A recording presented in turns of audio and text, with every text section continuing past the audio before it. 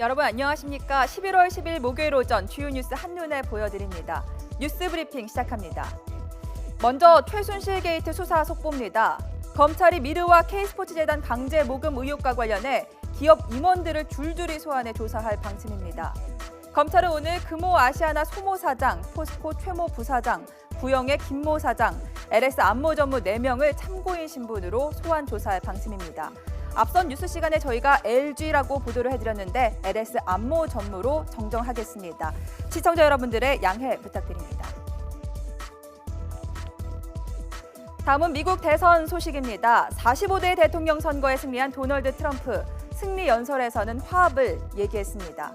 미국인 모두의 대통령이 되겠다. 다시 최고의 미국을 만들자라고 했습니다. 직접 들어보시죠. Now it's time for America to bind the wounds of division, have to get together.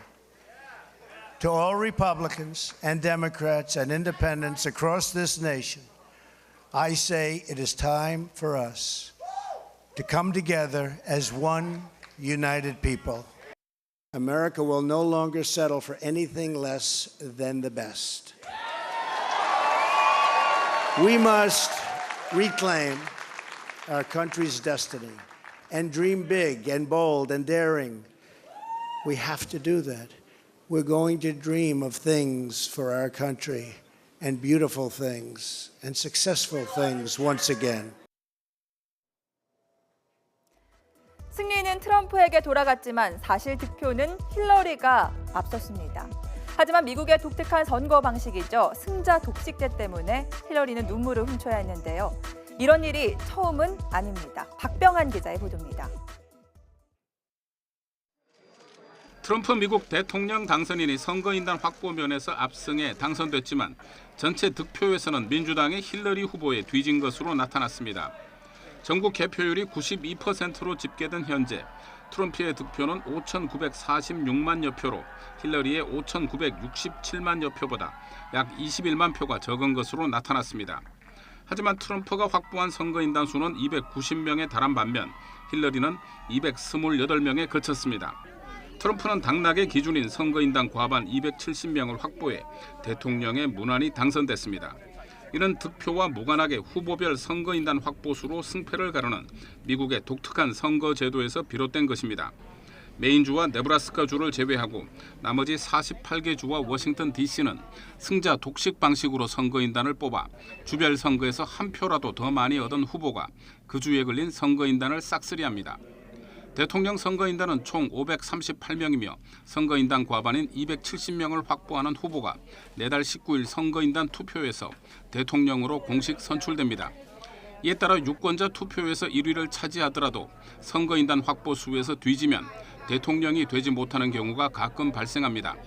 만약 최종 득표수 집계에서도 힐러리가 앞선다면 그는 2000년 민주당 엘 고어 후보에 이어 16년 만에 득표에서는 앞서고 선거에서 패하는 후보가 됩니다.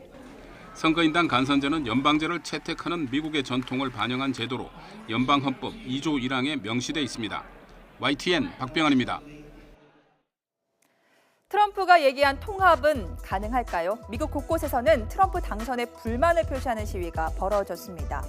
트럼프의 당선이 확정된 직후 펜실베니아주와 캘리포니아주, 워싱턴주 등에서는 반트럼프 시위가 열렸습니다. 특히 캘리포니아주 UCLA 인근에서는 500여 명이 거리로 몰려나와 트럼프는 나의 대통령이 아니다라는 구호를 외쳤습니다. 트럼프를 직설적으로 비판했던 프랑스와 올랑드 프랑스 대통령은 유럽 정상들 가운데 먼저 트럼프에게 축하의 뜻을 전했습니다. 다만 브렉시트를 비롯한 악재 때문에 강한 유럽이 요구되는 시대에 불확실성이 더해졌다며 우회적으로 걱정도 드러냈습니다. 앙겔라 메르켈 독일 총리는 축하 성명을 다른 유럽 정상들보다 늦게 발표했습니다. 2분 30초의 짧은 성명에서 양국 간 긴밀한 협력 관계를 이어나가자면서 거대 국가 미국을 통치할 트럼프는 전 세계의 책임도 지게 된다고 강조했습니다.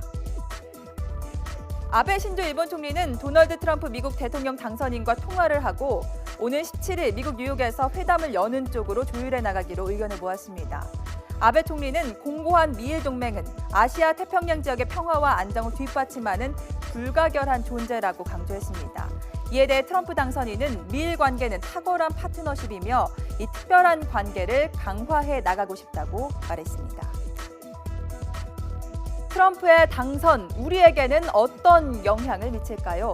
유일호 경제부총리는 대규모 인프라 건설에 투자하고 제조업을 부흥시키겠다는 트럼프의 공약이 우리에게 새로운 기회가 될 수 있다며 적극적으로 교역과 투자를 늘리겠다고 말했습니다. 유 부총리는 오늘 오전 열린 경제현안 점검회의에서 미국 대통령 당선인의 경제 공약이 우리 경제에 미치는 영향을 세밀하게 분석하겠다고 밝혔습니다. 정부와 새누리당은 분야별로 전략팀이라고 하죠. 태스크포스를 구성해 상시 가동하기로 했습니다. 정부는 외교와 안보, 경제 등 주요 분야별로 범정부적 전략팀을 구성해 당분간 24시간 상시 운영하기로 했고 새누리당도 정책위원회를 중심으로 별도 팀을 꾸려 정부와 긴밀하게 조율할 방침입니다. 트럼프 진영과 연결되는 인맥 부족과 관련해 외교당국은 보완 방안을 다각적으로 마련하기로 했습니다. 전국 자동차 여행길에 나섰던 4남매가 교통사고를 당해 안타까움이 커지고 있습니다. 2명이 숨지고 2명이 중경상을 입었습니다. 어제 오전 10시쯤 경남 하동군 하동터널 인근 순천 방향 남해고속도로에서 64살 윤모 씨가 몰던 SUV가 가드레일을 들이받은 뒤 앞서가던 트레일러를 들이받았습니다. 운전자 윤 씨의 82살 큰 누나와 61살 여동생이 숨졌고 72살 작은 누나는 중상을 입고 병원으로 옮겨졌습니다. 네, 목요일 오전 주요 뉴스 전해드렸습니다. 자세한 소식은 바로 뒤에 이어지는 뉴스타워에서 확인하시죠.